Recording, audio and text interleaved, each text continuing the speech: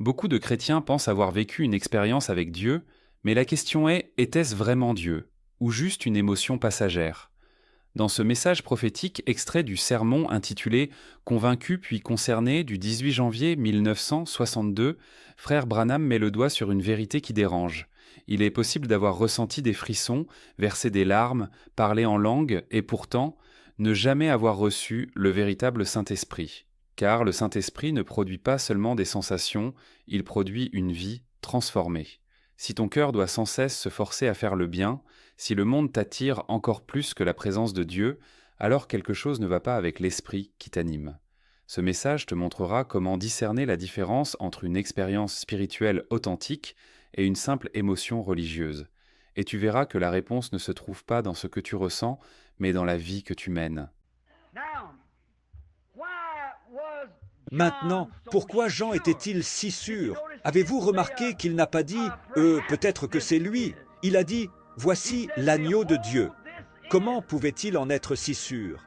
Maintenant, lisons un autre verset, le verset 26, que j'ai noté ici.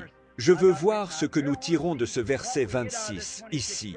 Et Jean leur répondit, « Moi, je vous baptise d'eau, mais au milieu de vous se tient quelqu'un que vous ne connaissez pas. » Regardez, Jean savait.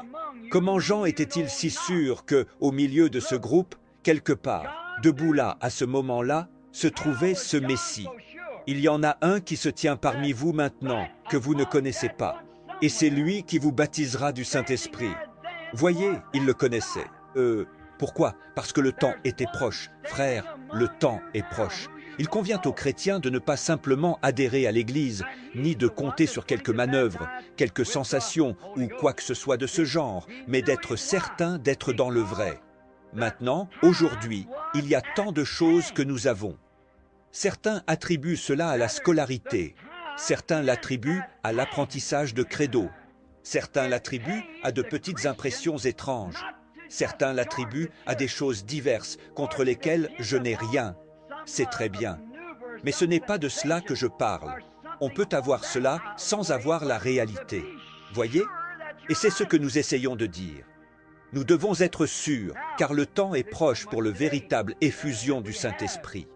Il a promis qu'il le répandrait dans les derniers jours. Maintenant, beaucoup de gens disent, si vous tremblez, fermez les yeux, faites toutes sortes de choses, vous obtenez des sensations.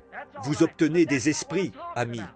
Mais si votre vie ne s'accorde pas avec ce que vous professez, alors il y a quelque chose qui ne va pas avec l'esprit que vous avez.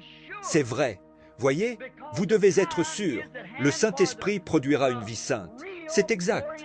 Et si le désir n'est pas dans votre cœur, si vous devez constamment vous forcer à essayer de pousser et de faire ce qui est juste, et que le monde suscite encore la faim en vous, alors il y a quelque chose qui cloche. Voyez? Le Saint-Esprit en vous ne dépendra pas du monde. Il aura faim de Dieu.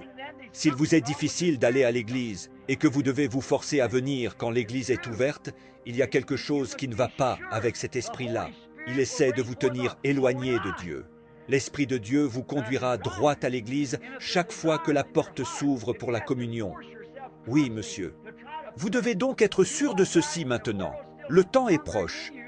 Or, Jean savait que le temps était proche. Par conséquent, il a dit, « Il y en a un qui se tient ici quelque part parmi vous que vous ne connaissez pas. » Lui non plus, à ce moment-là, ne le connaissait pas, car il aurait dit, « Le voici » ou « Le voilà ». C'est lui qui se tient là. Mais Jean, s'il avait été à l'école, aurait probablement désigné 50 personnes. Mais voyez-vous, Jean était allé dans une autre école. Jean avait été devant Dieu. Jean avait reçu par Dieu la révélation exacte de la parole de Dieu, ce que serait le Messie. Il attendait donc de voir le signe du Messie. Il voulait voir où était le Messie. Dieu avait promis, « Je vindiquerai ce Messie pour toi ».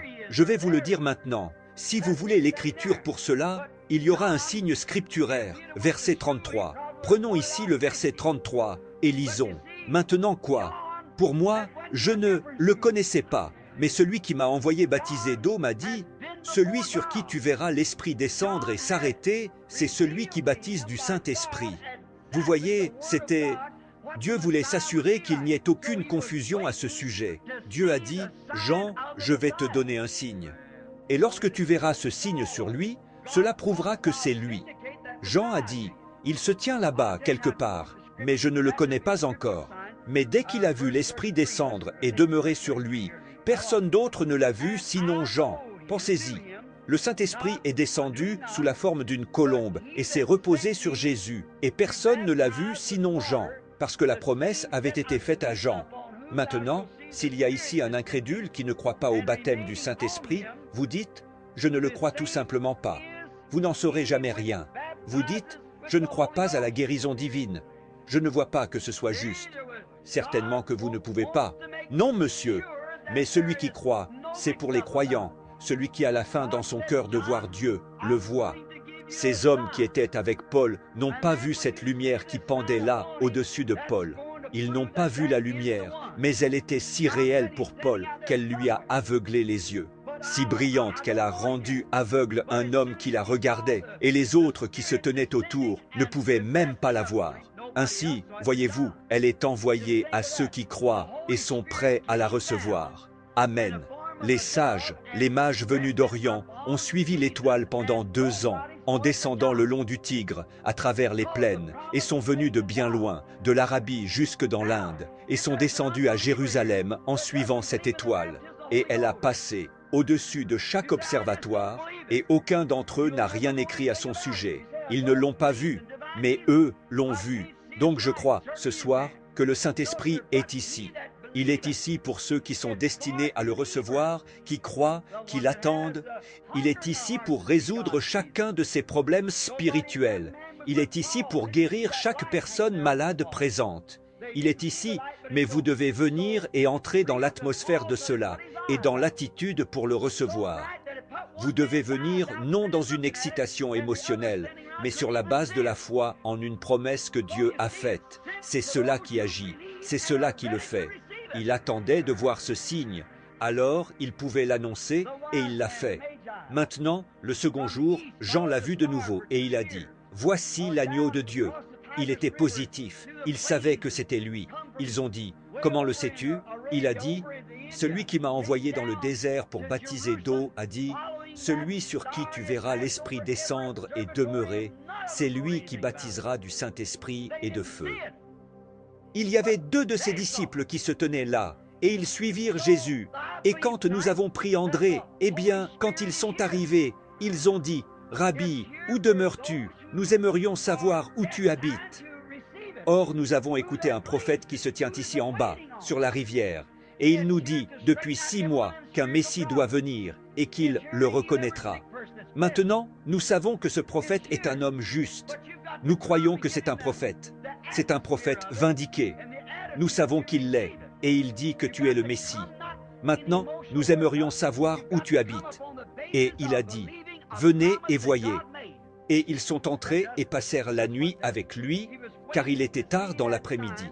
Avez-vous remarqué? Ils sont restés avec lui cette nuit-là, et le lendemain, André était tellement convaincu qu'il a voulu trouver son frère. Maintenant, c'est la seule façon que je vois pour qu'il y ait une préoccupation réelle dans l'Église et chez le peuple, c'est de rester assez longtemps jusqu'à ce que vous soyez convaincus que le programme est juste et que c'est Dieu, et non pas quelque illusion mentale, quelque émotion, quelque psychologie, quelque excitation. C'est absolument le baptême du Saint-Esprit que Dieu a promis de répandre dans les derniers jours. C'est la raison pour laquelle les séminaires se découragent. Ils voient que tout ce qu'ils obtiennent, d'une manière ou d'une autre, ça n'aboutit pas. C'est toujours la promesse de quelque chose auquel on n'arrive jamais. Quelque chose qu'ils ont promis, et on continue de promettre et promettre et promettre. Vous n'y arrivez jamais. Mais la promesse est pour vous et pour vos enfants, et pour tous ceux qui sont au loin, en aussi grand nombre que le Seigneur notre Dieu les appellera, a dit Pierre, le jour de la Pentecôte. Maintenant, ce n'est pas pour un groupe, bien loin dans quelque autre âge, c'est aujourd'hui, jusqu'à aussi loin que le Seigneur notre Dieu en appellera. Les signes devaient suivre les croyants, afin qu'ils sachent qui ils étaient, en leur donnant une vindication qu'ils l'étaient. Maintenant, André devint très concerné, parce qu'il était resté avec lui toute la nuit et qu'il était convaincu. Et ensuite, lorsqu'il fut convaincu qu'il était le Christ, alors il fut concerné par quelqu'un d'autre. Et je crois que tout homme, toute femme, Tout garçon ou toute fille qui demeure assez longtemps jusqu'à ce que vous soyez convaincu que c'est juste et que c'est le Saint-Esprit sera si lourdement chargé dans son cœur qu'il ne pourra pas rester tranquille en laissant ces gens mourir ainsi dans la honte et le péché. Cela vous broiera le cœur. Vous sortez ici, dans ces rues, ça devrait faire cela à tout chrétien, de voir les gens entièrement livrés au péché, buvant, jouant, jurant, blasphémant, fumant. Chaque voiture derrière laquelle vous vous arrêtez, c'est une femme avec une cigarette entre les doigts, avec l'une de ces coiffures gonflées qu'elles utilisent maintenant, et tout ce non-sens commun. Et des milliers d'entre elles prétendent être chrétiennes. Ne réalisez-vous pas, amis, puisque je suis sur ce sujet, que comme l'a fait la première dame du pays, savez-vous que Jézabel était aussi une première dame de ce pays-là? Certainement, mais Élie l'a dénoncé. Elle le haïssait, mais il lui a dit où était sa place. En réalité, il était son pasteur. Elle ne voulait pas l'admettre, mais il l'était. C'est exact. Il le lui a dit. Maintenant, nous voyons tout ce péché et les choses telles qu'elles sont, et cela broie le cœur de n'importe qui. Voir de petits enfants. Ma femme me le disait ce matin. Nous sommes montés aux petites églises, là-haut, à l'autre endroit. Frère William nous y a emmenés hier, et elle a dit... Bill, c'était bouleversant après avoir été dans les rues et vu une fillette d'à peine 12 ans marchant avec des cigarettes à la main et des garçons revenant de l'école avec leurs bras autour d'elle. Mauvais endroit. Des enfants. Le policier devrait interpeller quelque chose comme ça. Eh bien, c'est la corruption. Que va-t-il arriver à cette pauvre petite, dans des bouges et tout le reste, buvant, jouant, s'encanaillant avec ses garçons, pas plus de 12 à 14 ans, et leur mère tout aussi mauvaise. Et toutes elles appartiennent à une église. Elle a dit, dans cette église, là, hier, c'était touchant de voir un groupe de petits-enfants d'environ 8 ou 9 ans entrer tous ensemble, aller à l'autel prier, puis prendre des chiffons et faire briller les bancs pour que les gens puissent venir le soir. Béni soit le nom du Seigneur. Il y a encore une branche quelque part. Il y a un reste que Dieu rassemblera. Très bien. Convaincu, puis concerné. Or, André s'est inquiété de son frère dès qu'il a été absolument convaincu que c'était le Messie. Comment s'y est-il pris? Il est resté avec lui toute la nuit. Le problème, c'est que nous ne pouvons pas rester avec lui 5 minutes. Très bien. Oh, il faut que je rentre à la maison. Il y a un programme de télévision.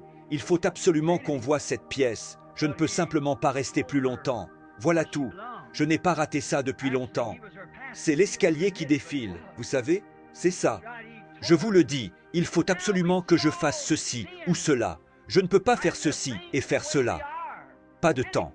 Oh frère, cherchez d'abord le royaume de Dieu, voyez? Mais la chose alors, c'est que vous perdez la préoccupation. Et après un moment, vous avez tout perdu. Vous ne vous préoccupez plus de rien, sauf de vous-même. C'est exact. Nous sommes tellement préoccupés aujourd'hui de remplir nos églises. Nous voulons voir si nous, les pentecôtistes, ne pouvons pas en obtenir plus que les baptistes. Les baptistes veulent en obtenir plus que les méthodistes, et ils crient volontiers qu'ils en obtiennent de plus en plus tout le temps. Mais qu'ont-ils? Ils n'ont rien d'autre que de la racaille des rues là-dedans. Alors qu'on ne devrait rien apporter dans l'église, sauf ce qui est saint, sanctifié, mis à part. Pas étonnant que le pécheur ait un temps terrible. Pourquoi des gens, même parmi nos pentecôtistes, présument qu'ils sont chrétiens, tout en batifolant dans le monde, courant les cinémas, les fêtes, les danses? Les femmes se coupent les cheveux et portent des jupes immorales. Vous dites qu'elles ne le font pas. Venez au petit déjeuner des hommes d'affaires et voyez si elles le font ou non. Entrez dans n'importe quelle église pentecôtiste tôt un dimanche matin et voyez si ce n'est pas le cas. Des femmes se serrant dans de petites robes, et tout ça, et agissant si mal, et tout ce genre de choses. C'est une honte. Savez-vous ce que c'est? Pourquoi dites-vous, vous ne devriez pas dire cela? Que Dieu ait pitié, que Dieu nous donne quelqu'un qui ait assez de courage pour le dire. C'est la Bible, voilà la chose. Il faut que ce soit dit, bien sûr. Eh bien, l'homme qui laisse sa femme faire cela, j'ai peu de respect pour lui aussi. Comment serait-il un chrétien alors qu'il est censé diriger sa propre maison, la tenir en ordre? Pourquoi? C'est une honte. Nous devrions retourner à la sainteté, revenir à ce qui est droit, revenir à Dieu. Donc, mais lorsque le monde voit l'Église, nous, les pentecôtistes, nous professionnons quelque chose, le monde dit « ils ne l'ont pas ». Vous dites « ils ne l'ont pas ». Ils ne sont pas différents des autres. Eh bien, c'est exactement vrai. Ils ont raison. Exactement. Vous savez, nous essayons toujours de rivaliser avec le monde. Nous essayons de les éclipser.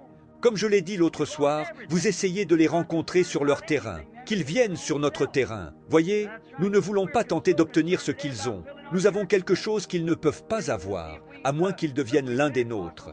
C'est exact. Être un vase du Seigneur. Avoir Christ. Christ a dit, « Si j'étais élevé, j'attirerais tous les hommes à moi. » Mais voyez, quand l'Église ne fait pas cela, elle l'élève.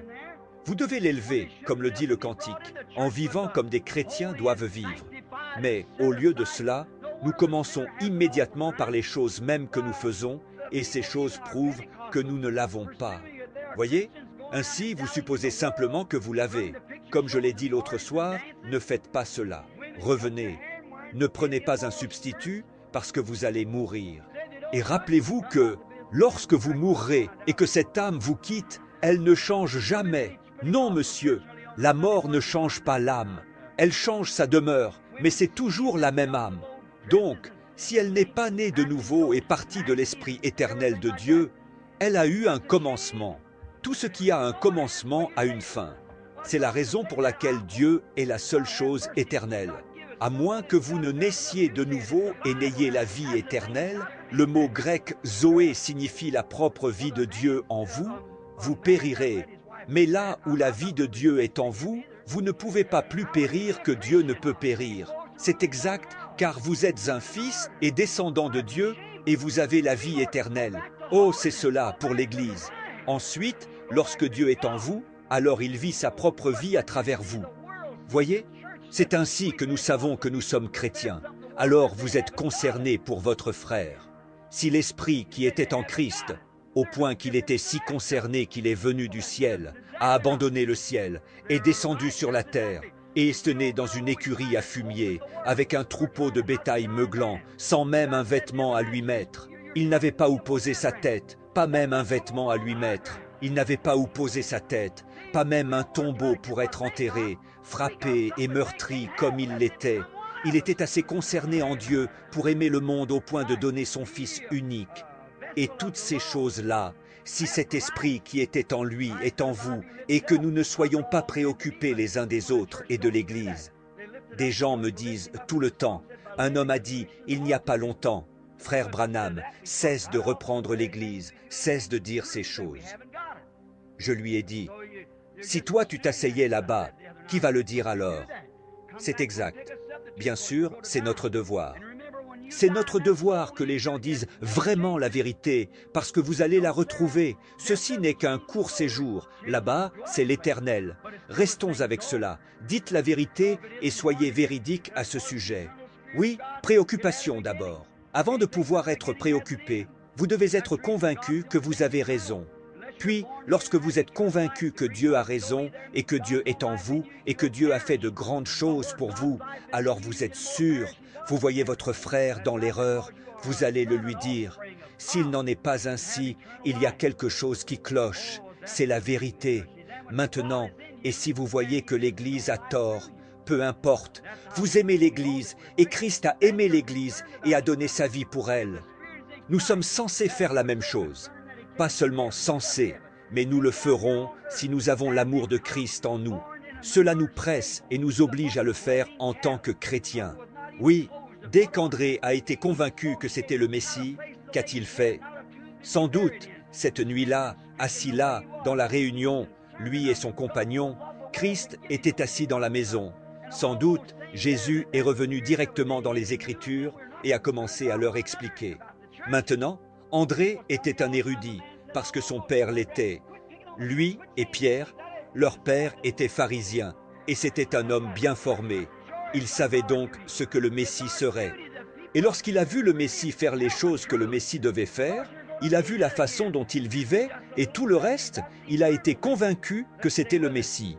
Maintenant, lorsque vous voyez Dieu vous saisir et changer votre vie pour faire de vous ce que vous devriez être, au lieu de ce que vous n'êtes pas, alors vous êtes prêt à en parler à quelqu'un d'autre. Vous êtes convaincu. Mais le problème, c'est que nous avançons, nous faisons un petit détour rapide. Nous ne pouvons pas rester là très longtemps. Non, ne nous prêchez pas 10 jours. ni toute la nuit.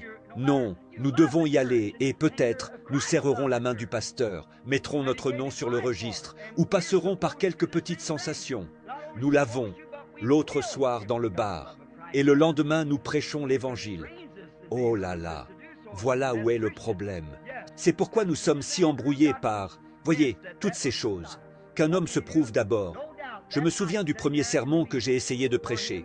J'apprécie cet ancien prédicateur missionnaire baptiste. Je suis monté là-haut et j'ai vu comment il prêchait. Et j'étais juste un jeune homme, dans la voie, depuis environ 6 mois ou 1 an. Il m'a appelé et a dit « Maintenant, ne veux-tu pas prêcher demain ou mercredi soir ?»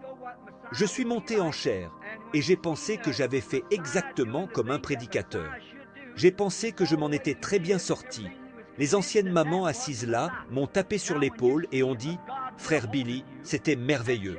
Les anciennes mamans passaient en pleurant et disaient « Dieu va faire de toi un prédicateur ». J'ai pensé « Oh, j'espère qu'il le fera ». J'ai pensé que j'avais bien fait. Je suis allé voir le vieux docteur Davis, assis là, la lèvre pendante. J'ai dit « Comment ai-je fait, docteur ?» Il a dit « Le pire que j'ai jamais entendu ». Je pensais que j'avais traversé toutes les émotions et tout ce que vous êtes censé faire, agitant les mains et tout le reste, vous savez, comme le faisaient les prédicateurs. Je pensais que j'avais fait chacune d'elles. Je l'avais observé et j'avais fait exactement ce qu'il faisait. Il a dit « Le pire que j'ai jamais entendu ». J'ai dit « Frère Davis ». Il a dit « Je n'ai jamais rien entendu de tel de ma vie ». Il a dit « Jeune homme, je veux que tu me rencontres à mon bureau demain après-midi à 2 heures. » J'ai pensé « Oh non ». Alors, à 2 heures, je suis descendu, mes plumes toutes froissées, vous savez. J'ai dit « Bon après-midi, docteur Davis ». Il a dit « Comment vas-tu, Billy ?»« Assieds-toi. » J'ai dit « Oui, monsieur ». Il a dit « Je suppose que tes sentiments sont blessés. » J'ai dit « Ils sont simplement piétinés, c'est tout. » J'ai dit « Qu'ai-je fait de mal ?» Il a dit « Je veux te raconter une petite histoire. » Il a dit « Tu sais, j'ai étudié, j'étais avocat avant d'être ministre. » J'ai dit « Oui, monsieur, je le sais. » Il a dit « Billy, une fois, j'ai étudié le droit et je l'ai fait exactement comme tu as fait avec la Bible ou comme tu as étudié le ministère. » Il a dit « Je pensais que j'étais avocat et j'ai prêté serment au barreau. » Il a dit « Je me suis levé là-haut et j'ai plaidé une affaire de divorce une fois, ma première affaire. Et j'ai dit « Je voyais ces avocats taper sur la table comme ça et dire « Votre honneur, monsieur le juge !» et pleurer et s'essuyer le visage en larmes. Cette pauvre petite femme, elle est ceci, cela, et ainsi de suite. Et au bout d'un moment, le vieux avocat, mon opposant de l'autre côté, a dit qu'il s'était assise et m'avait observé pendant un long moment. Il a dit « J'ai pleuré, j'ai frappé le bureau, j'ai tout fait exactement comme les avocats le faisaient. » Et il a dit « L'autre opposant s'est assis là, l'avocat de l'autre côté, l'avocat de l'homme. » Et il a dit « Juge votre honneur, combien de temps encore ce tribunal peut-il supporter cette ineptie ?» Il a dit « J'ai perdu l'affaire. » Et j'ai dit « J'ai vraiment été écrasé. » Il a dit « J'ai appris quelque chose alors, voyez-vous. » Et j'ai demandé au juge. Il a dit « Non. » Il a dit « L'avocat aussi était un ami à moi. » Mais il a dit qu'il est descendu là et a dit « Roy, j'ai fait cela exprès. Tu vois, tu passais par les émotions. Tu pleurais, tu secouais la tête, tu frappais. Tu as dit « Je fais exactement comme les autres avocats font. » Et il a dit « Mais tu ne introduisais pas une once de loi là-dedans. Ce ne sont pas tes émotions qui gagnent l'affaire. C'est le verdict de la loi. Tu dois savoir ce que dit la loi à ce sujet. » Et c'est la même chose qu'il a dite à ton sujet. Il a dit « Billy, tu as secoué la tête, tu as pleuré, tu as sauté, mais tu n'as jamais prêché un seul mot de la Bible. Tu as traversé toutes sortes d'émotions. C'est la parole de Dieu qui compte. C'est la parole de Dieu qui te dit « Exactement, c'est la parole, exactement la parole. » Et quand ils ont vu cette parole faite chair là, en Jésus-Christ, André fut pleinement convaincu, et alors il fut préoccupé par son frère. Il y est allé rapidement. Avez-vous remarqué? Il n'a jamais dit « Viens, Simon, je veux que tu viennes assister à la réunion avec moi. Peut-être que nous pourrions discerner les esprits. » et nous pourrions découvrir si cet homme est vraiment le Messie ou non. Il n'a jamais dit cela. Il a dit « Nous l'avons trouvé ». Il n'y eut aucun bégaiement à ce sujet. Nous avons trouvé le Messie. Viens le voir. Il était là. Le Saint-Esprit ne se reconnaît pas à l'émotion, mais à la transformation. Une véritable expérience avec Dieu change ton cœur, ta manière de vivre, ton amour pour sa parole. Si ce message t'a ouvert les yeux, ne reste pas indifférent. Demande à Dieu de te remplir réellement de son esprit, pas d'une sensation, mais d'une vie nouvelle. Abonne-toi pour d'autres messages puissants de William Branham qui t'aideront à discerner, à te fortifier et à marcher dans la vérité. Et surtout, partage cette vidéo, car beaucoup vivent dans l'émotion, mais peu connaissent la présence véritable de Dieu.